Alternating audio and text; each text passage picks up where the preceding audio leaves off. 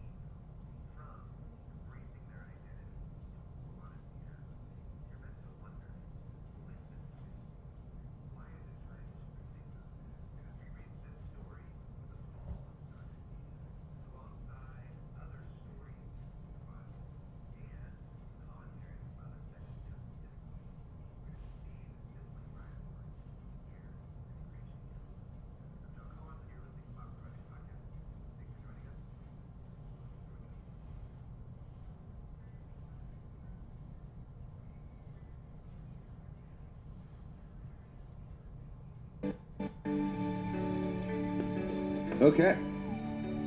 So we're continuing this conversation Mm-hmm. in a new theme Mm-hmm. called the firstborn. The firstborn. The theme of the firstborn. Yes.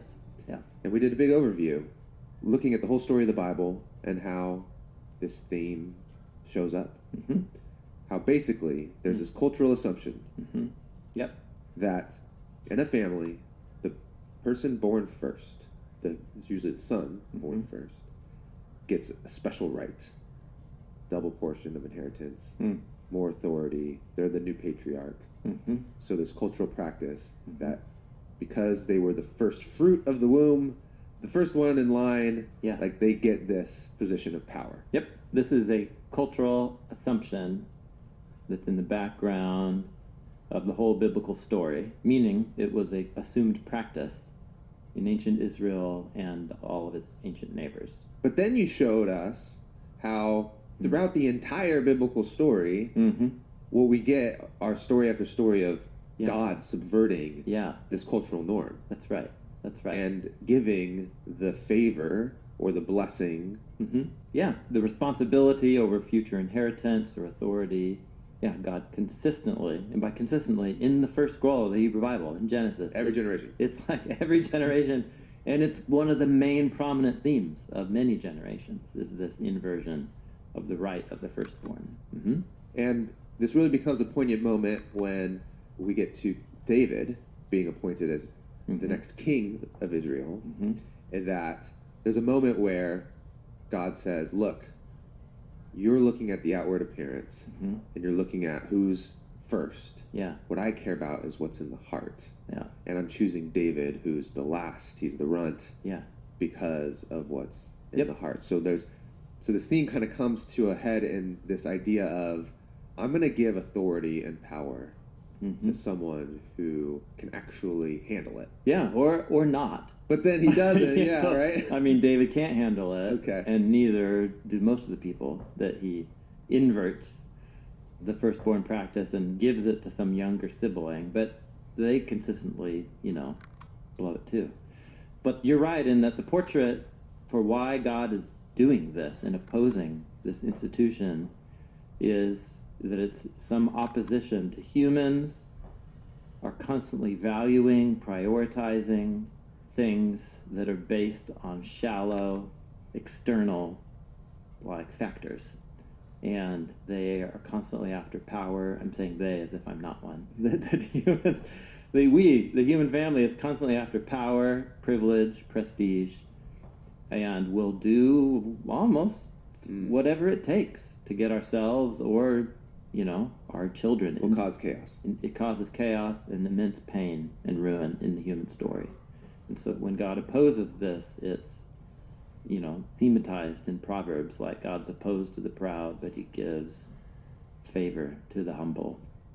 Or in Hannah's poem that she sings at the beginning of 1 Samuel, that God brings down rulers from their thrones and he elevates those who sit in the dust to sit on the throne of princes. Yeah. God loves to overturn abusive human power systems in his providence. And this theme of the inversion of the firstborn is what this is about. And it comes to its climax in Jesus, who's portrayed as, an outsider. Yeah, from a poor low family. Status. Yep, yeah. And who then, through his obedience, death, and resurrection, all of a sudden you realize there's something incredible about this man. Yeah, I guess we didn't highlight this in the last conversation, but not only is Jesus' own origins are shown to be from poor, humble kind of circumstances, but then also the people who he prioritizes in announcing the arrival of God's kingdom are the same types of people, the sick, the poor, the outsider, and he says they are the ones who are God's royal emissaries being invited to join the royal party first. Yeah. And that's his crew. Right, the kingdom of God, upside down kingdom, that kind of thing. The kingdom of God is a kingdom of the low status. Yeah, low status. And then he epitomizes that as the king of this new royal family by going to Jerusalem on a packed holiday weekend and poking the bear on purpose in order to provoke a conflict with the leaders, the religious and political leaders of Jerusalem, and it ends up getting him killed, which seems like it's what he planned on having happened. And in being crucified as a criminal and trusting, which is a super low status. Yeah, thing. the lowest of the low. Yeah, he trusted that his Father would vindicate and exalt him even beyond the grave. And it's because he believed in a status that he had that was much bigger. That preceded his birth. Yes. Yeah. Which then Paul, the Apostle Paul, will riff on and call the status of being the firstborn. The firstborn over all creation. Or in the Revelation, Jesus says that he's the firstborn from among the dead. He is the Alpha and the Omega, the beginning and the end. He transcends our categories of first and last. He just is. He is the one who is. So this intuition, I suppose, that we have as humans that there's something special about being the firstborn is not completely wrong in the sense that there is a firstborn over all creation. Some being, someone with actual authority and power and rule because of being the first. Yeah, although to say first is already to fit it into our concept of time. Yeah, sure. The sequence and the claim, the classic, claim about the identity and nature of God in Jewish and Christian tradition is that God isn't just first in time, because then time would be first. Not a being in time, but rather that what we mean by God is the one in whom all existence and reality is sourced. To be God is to be first. To be God is to be the one who is. It's the one from the burning bush.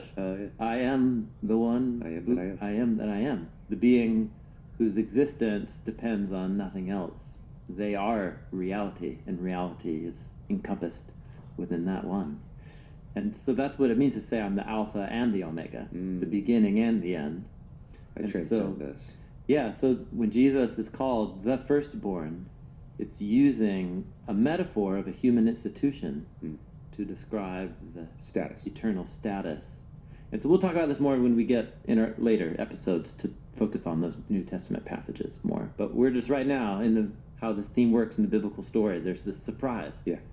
That you thought Jesus was the late born of low social rank, but in reality, he is the one who is the first and the last, the beginning and the end. And then he's the one who is starting a new type of family. Yeah, that's and right. we are called to be part of that family. And so he's the firstborn amongst many brothers. That's right. Paul calls Jesus the firstborn among many siblings. Many siblings. Yeah. Yeah, not just brothers and sisters. Just brothers. Yeah.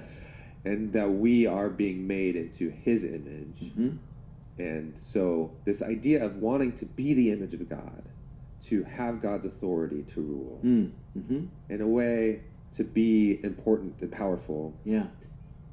It's not it's the right calling. Yeah, it is in fact the identity of the human family on page 1 of Genesis. But the problem is how are we going to go and get that? Yeah, that's right. And then the scheming of who's going to be first and how am I going to get a firstborn that's going to be for my family, and then that just causes all the problems. Exactly right. And so then you have Jesus, who is the firstborn in this meta way, then saying, now become like me.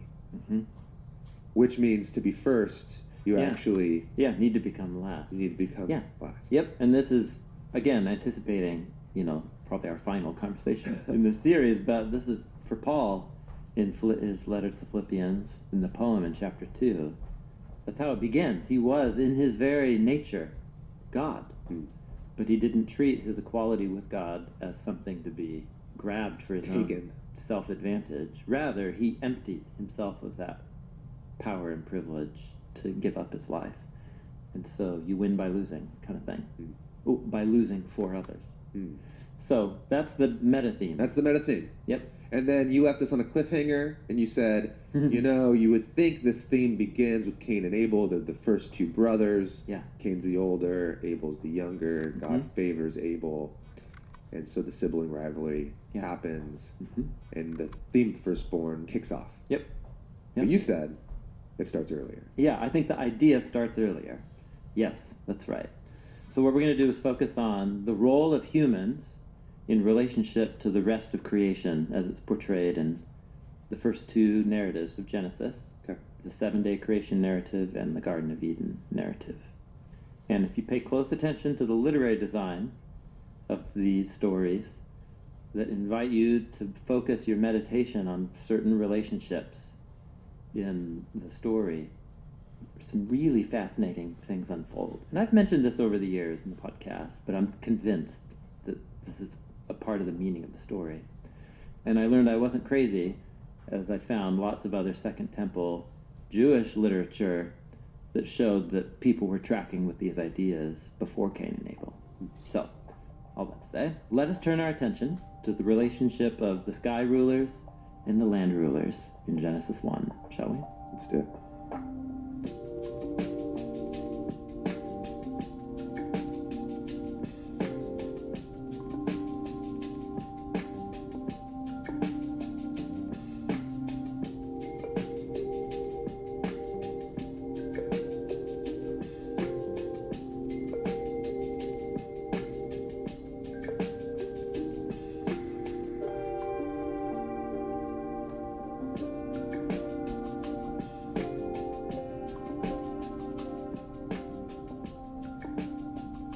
So we, probably more than any other part of the Bible, have focused our attention on the early pages of Genesis. So I will do my best to Be brief.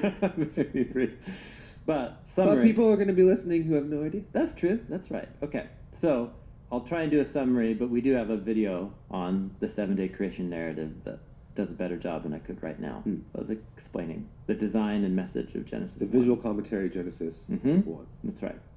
The 7-day creation narrative begins and ends with a prologue and epilogue. And in the middle of those are the 6 days of God working. Yep. So it begins with the land. It begins with a summary statement. In the beginning, God created the skies and the land. How did that happen? What did it involve? The narrative proper begins. And it begins with a statement talking about the pre-creation state, which is described in two ways, two words, tohu vavohu. It's usually translated formless and void in the main English Main translations. main translation tradition. What it means is unordered and uninhabited. Tohu, unordered. Yeah, Vavohu, uninhabited. that's right. Yeah, or as Everett Fox, in his A Jewish Scholar, produced a translation of the Torah that I love. He translates it wild and waste. He uses the W alliteration to capture the rhyme of the Hebrew words, tohu vavohu. So what God does is address those two States. states, as it were, in order. So days 1 through 3 are all about bringing order to the wild, unordered. Bringing order to the unordered. Bring order to the unordered. Days 4, 5, and 6 are about filling the uninhabitable wasteland with inhabitants. So the separation, there's 3 separations in the first 3 days. Light and dark. Ordering light from dark. Ordering light from dark. Day 2 is about the separation of the waters below from the waters above. So you got the chaos waters, Mhm. God separates them, and now you've got ocean and sky. Yep, that's right. And then day 3, the dry land is separated from the waters. Okay. Yep. So now you've got a little snow globe. You've got the ancient cosmology, which is the snow globe Yeah. cosmos. Yep. So the source of the light on day 1 is, a classic kind of puzzle in the story. The let there be light. Yeah, and it's the question of where did that light come from? Yeah. As you read on through the rest of the Hebrew Bible, the primary way, the presence of God within creation is described is as fire or a source of bright light. Yeah. Which makes you go back to day 1 and see that God is confronting the darkness With his own with presence. his own presence and light.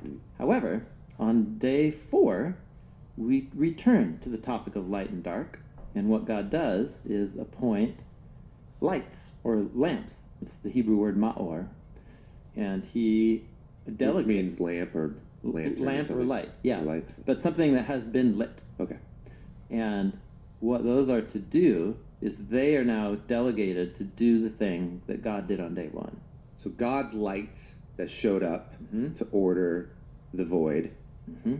Now God is delegating Mhm. that power To the lights. to the lights. That's right. So on day 4, Genesis chapter 1, verse 14, God said, "Let there be lights in the dome of the skies." What translation is that? Is this just you? Well, I'm already translating my translation. I think it might be the New American Standard. we're two I'm two sorry. translations deep Yeah, here. totally. I'm just wondering if it is that let there. Let there be lights in the expanse of the skies. I'm curious what NIV is. Yeah, got it. All right. Genesis 1:14. Well, depends on what date of the NIV you're reading. Okay. So the most up-to-date one, as of 2022, it reads, "Let there be lights in the vault of the sky." Okay, but it is lights. So let there be lights. Yep, let there be lights. Yep. Okay. 2, in order to separate the day from the night. And let them be... And go day and ahead. night were already separated.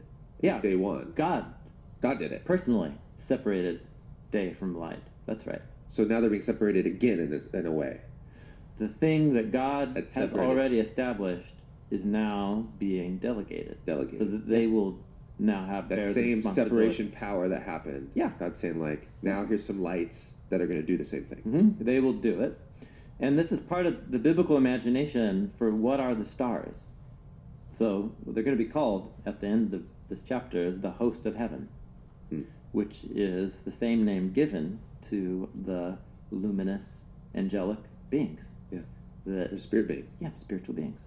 So the stars are imagined as creatures who do God's will. They dance their dance, or bring. They show God's order. They show and they display the order of time through their through their movement. Through their movement, which is regular, it's ordered, it's the structure of time. Yeah.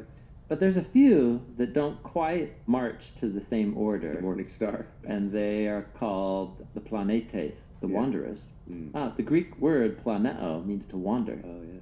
And so the planetes is the wandering one, Yeah. is where we get our word planet. Oh, interesting. Because there's a handful of lights that seem like they're not in coordination. Yeah. They got their own thing going. They have their own pattern. Yeah. But it's a different one than the other one. They've gone rogue. Yeah. So God made the 2 great lights, the big light to rule. So we're using royal king language, to rule the day, and the small light to rule the night. The moon. The moon. Yep. And also the stars. And also this. Yep. God placed them in the dome of the skies to give light on the land and to rule the day and the night and to separate the night from the darkness. God saw that it's good. Now, to designate day from night, that makes sense. But to rule? Mm-hmm. Yeah. That's like, what?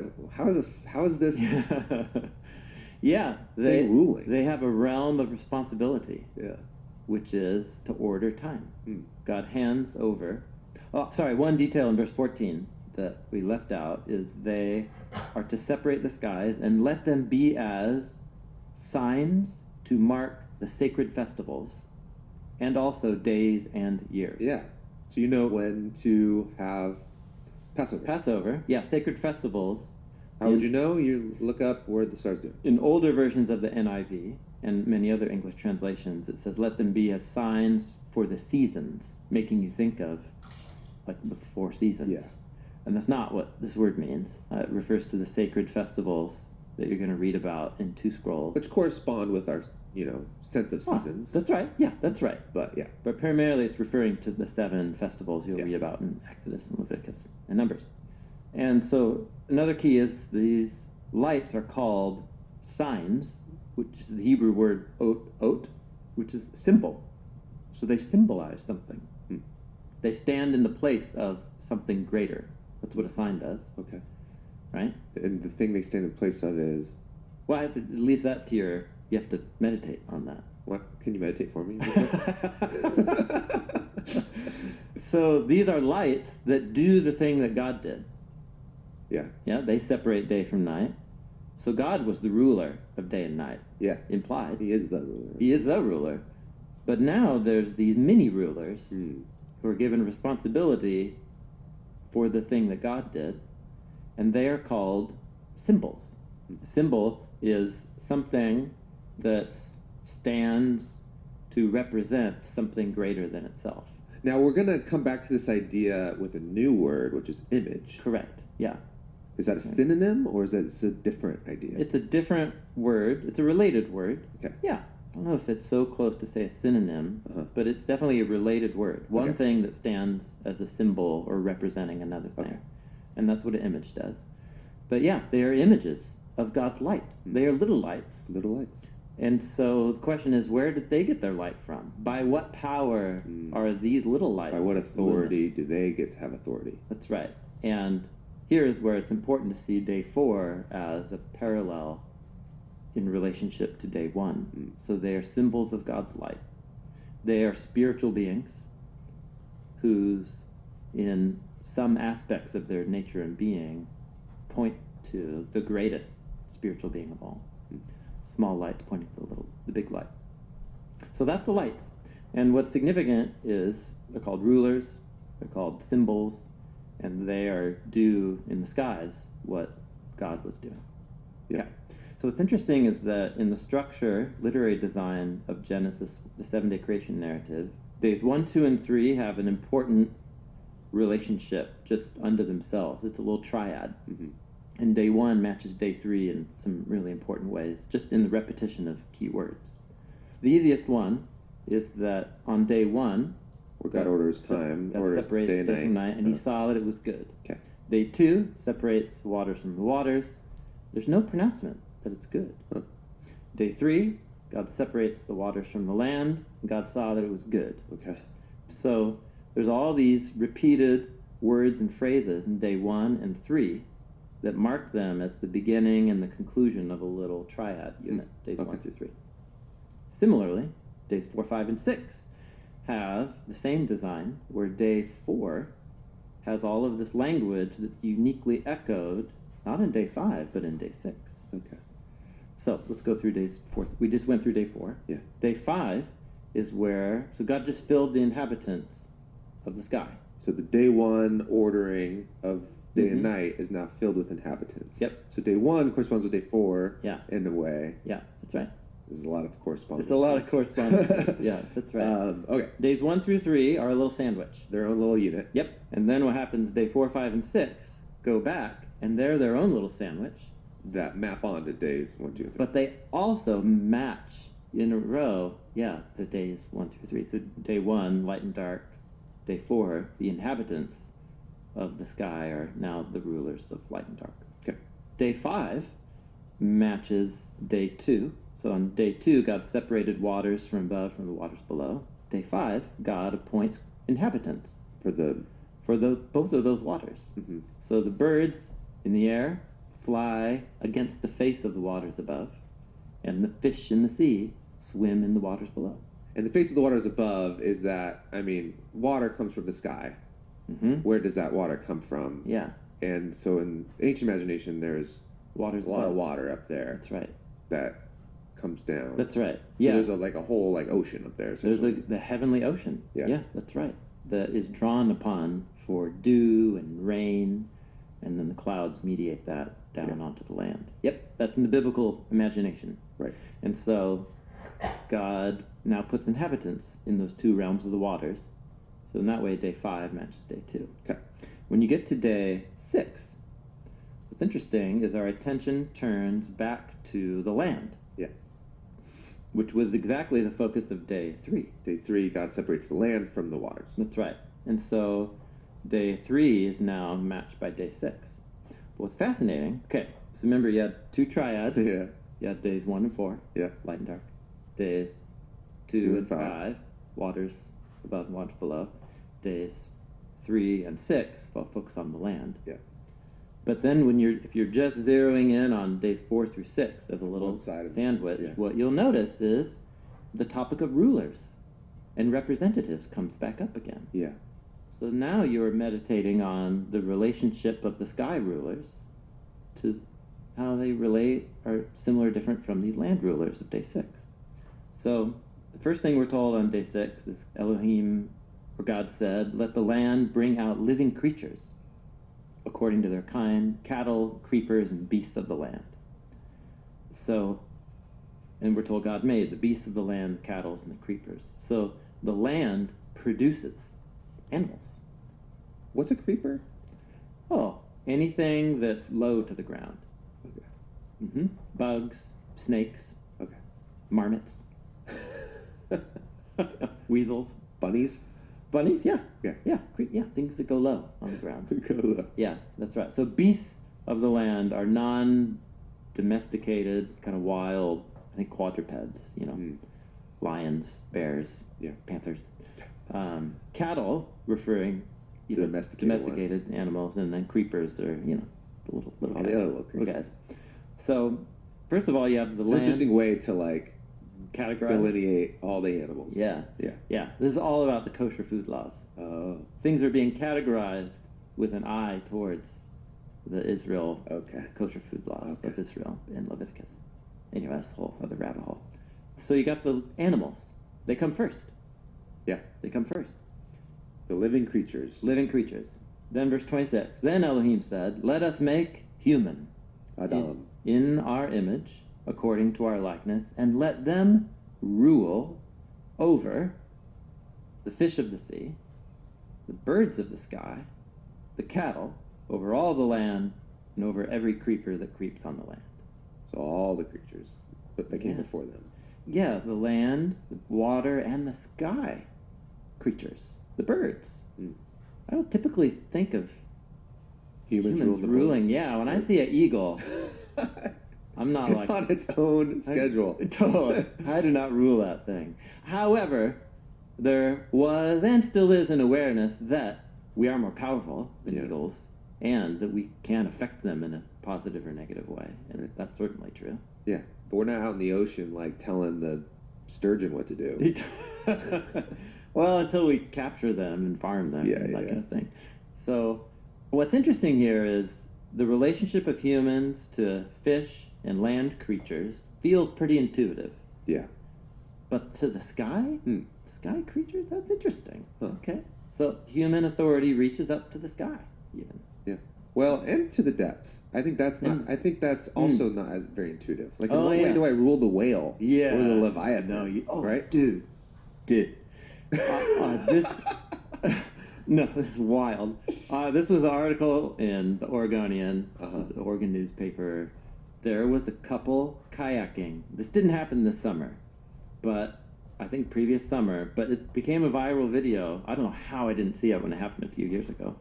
They're kayakers around these big humpback whales feeding off the Oregon coast. Yeah. And a couple straight up gets swallowed. No. Yes, like a big humpback mouth open. What? Comes up. It's on video? And yes, closes his mouth around. It spits them out. It spits them out a little bit later. Like it's a full Jonah moment. They survived. Oh my gosh. But they spent, I don't remember how long, getting jostled around inside the huge mouth of a humpback whale before it spit them out. Can you imagine? Goodness. Can you imagine? Yeah, you're not ruling that thing. Just astounding. It's astounding. It's a terrifying thing to watch. And I love kayaking. Like, I love kayaking. But anyway. So, yeah, definitely not ruling over that.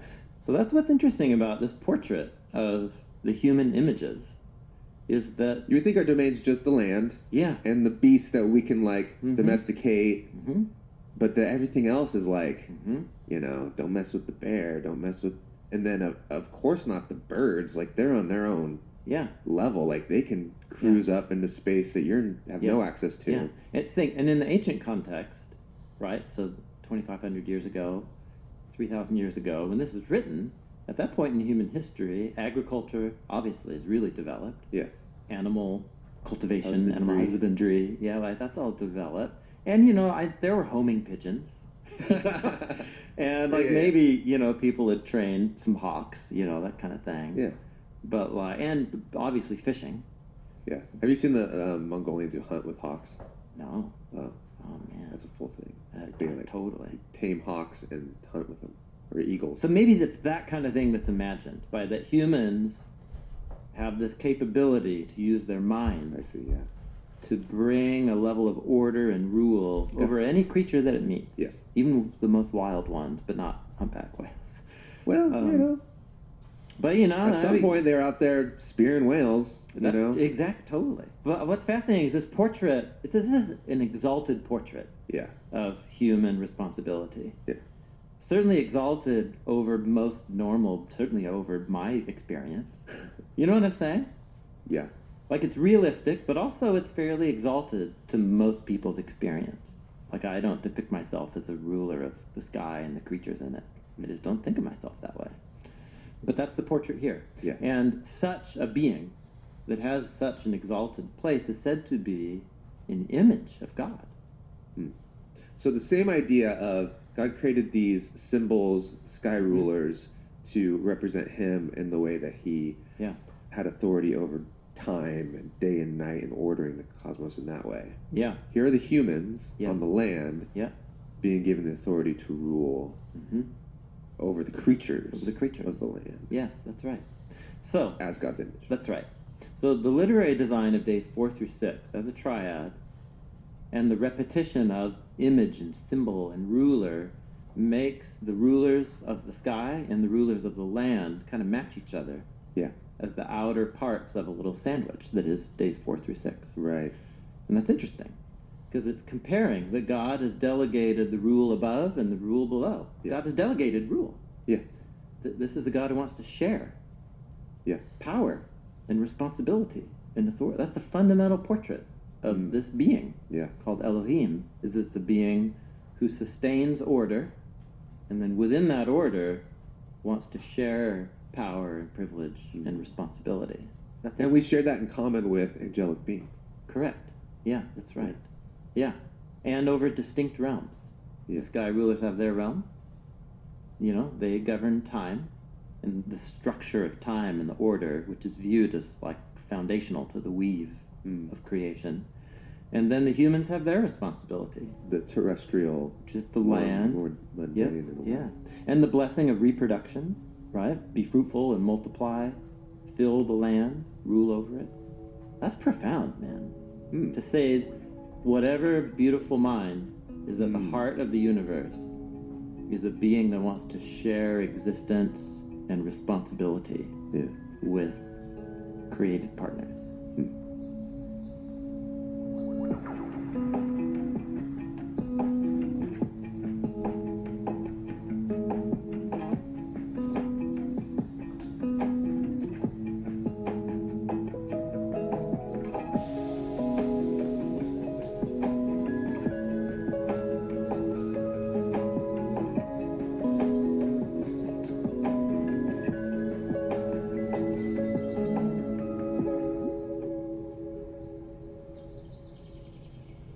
So that's the portrait here. Yeah. So let's notice that there's that relationship between the sky rulers and the land rulers. It's the land rulers who are given, I think, well, it depends on your view of cosmology, but they're given a big realm to rule. So that's an interesting comparison or contrast between them and the sky rulers. And then also, let's just notice that the human rulers come last in the sequence of the 6 days. They don't come first, they come last. Yeah. And even the animals are before them, which is true in this narrative. It's also true in the narrative, for example, the fossil record. You know, seems to tell, Yeah. right? Animals. But that's not what this is concerned with. No, that's true. I'm extrapolating as I meditate on it. So, the last comer is the one who is given the authority to rule over the land. Yeah. It's the late comer. Yeah. So, you could just do nothing with that observation. But isn't interesting, as you read through the Hebrew Bible, it's consistently the latecomer that God elevates to places of rule and authority. And, you know, it makes you go back to Genesis 1 and be like, that's interesting. Because most intuitively, God would have given the rule of the land also to the angels or the hosts of heaven. Yeah, they're up there. They oversee it all. Yeah. Yeah.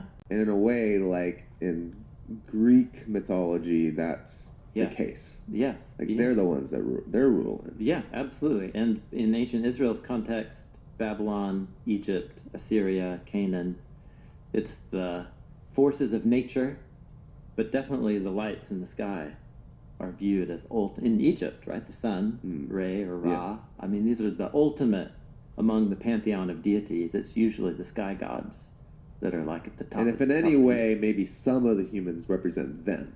Yes, that's right. Yeah, the ultimate compliment for a human is to say they're an incarnation of one of the sky rulers. Right. Correct.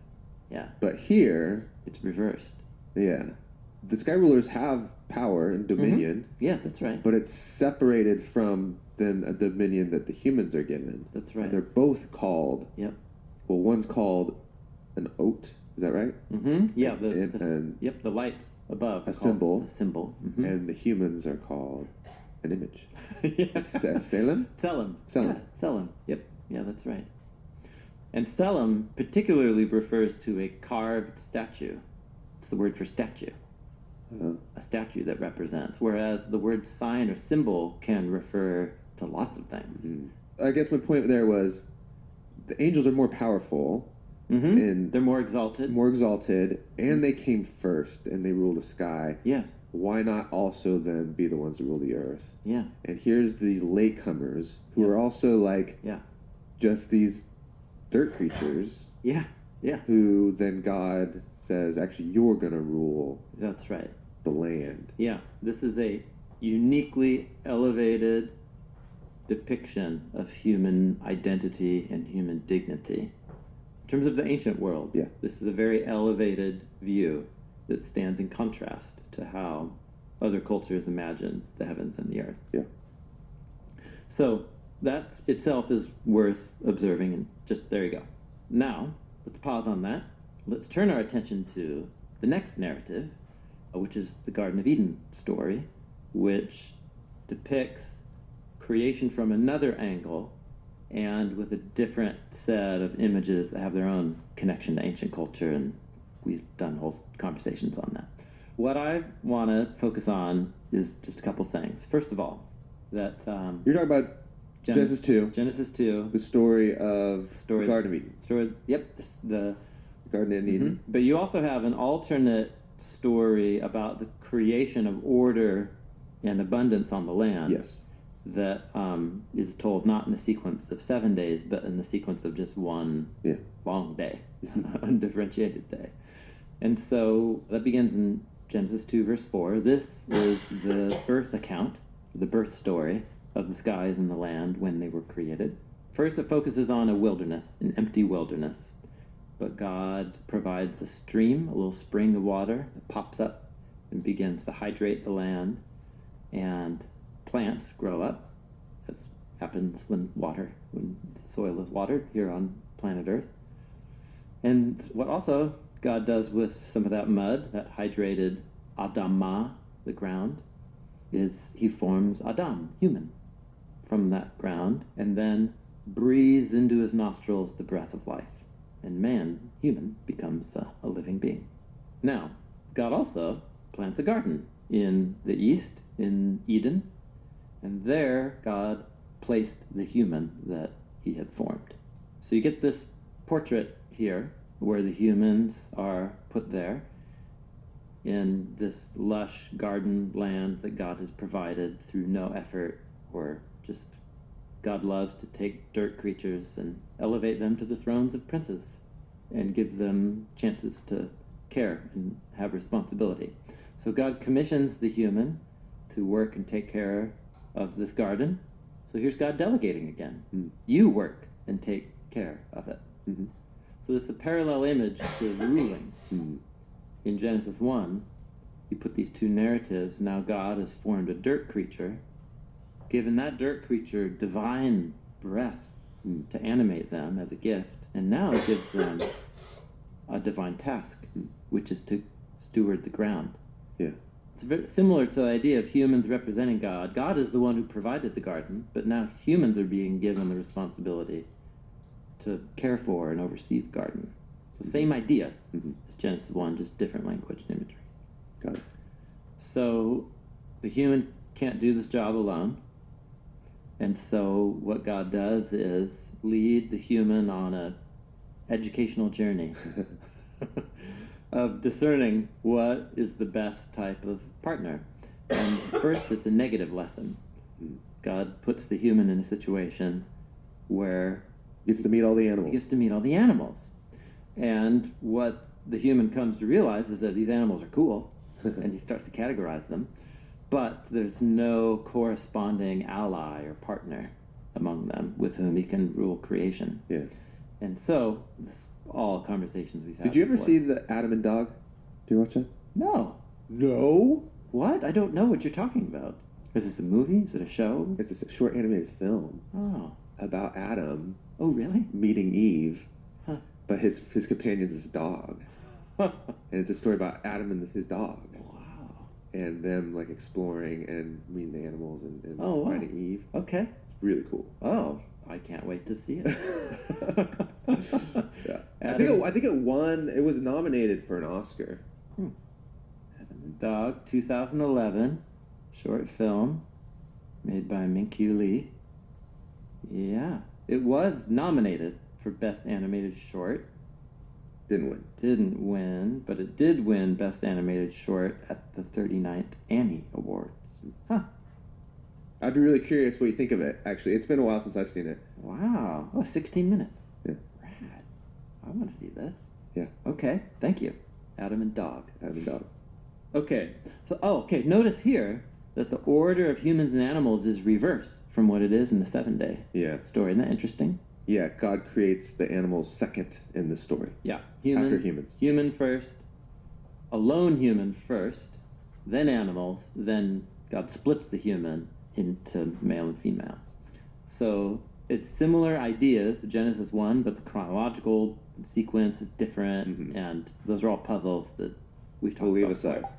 before. But what's interesting is once you get the human pair, Uh-huh. male and female, in the garden with their vocation Uh-huh. to work and to care, once you reach that, the end of Genesis 2, you're like, you have reached now the same point as you were at the end of the 7-day narrative. You're like, sweet.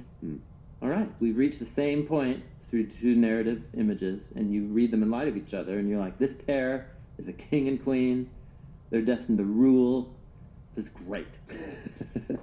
So what is interesting is the next story features an opponent, an antagonist, whose identity is way understated, whose motives are unstated, but a being... And who kind of exists in the biblical world in a way that no other creature seems to. Like, it's a creature that's... The snake? The snake. The Yeah. snake. That's kind of like this conscious Yeah. animal Oh, sure. who's talking. Yeah. Like, that doesn't happen. Exactly. That's right. And yeah, lest we think that ancient people thought animals talked. You know, it was no more common in the ancient world than it was in the modern world. Yeah. Animals, right? They don't speak human language. So that's something... the narrative's way of flagging. Yeah. This is It's not normal. not normal. Something remarkable. business as happened usual. here. Yep. And what we're told is that this serpent was tricky. It knew how to take advantage of opportune circumstances.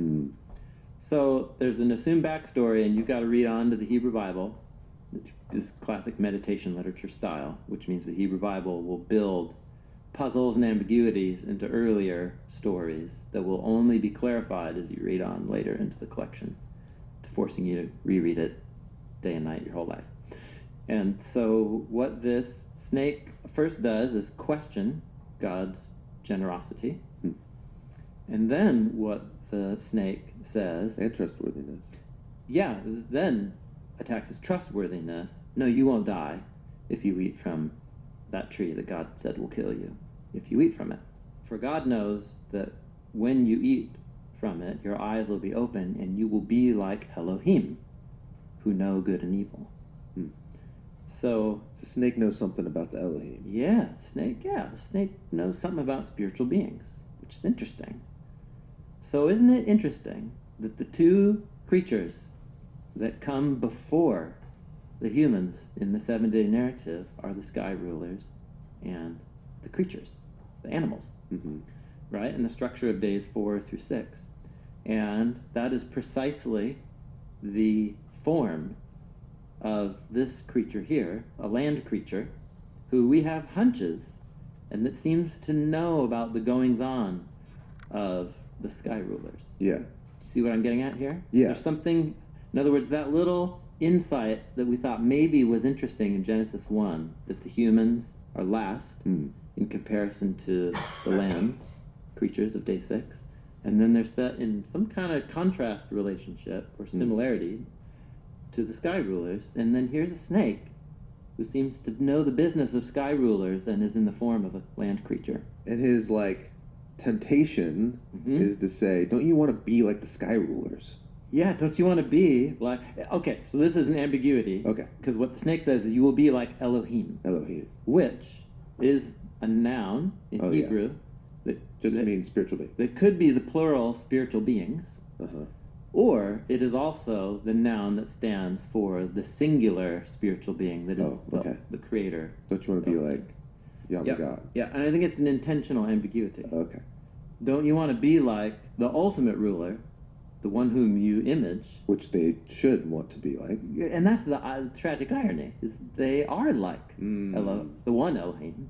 Yeah, they're an image. They already represent him. And then if you take it the other way, that Elohim means spiritual beings plural, it's the sad irony of like, but you've already been given a whole realm to rule. Why do you want what hasn't been apportioned to you, which is to rule the sky as well? So fascinating. Yeah. Just all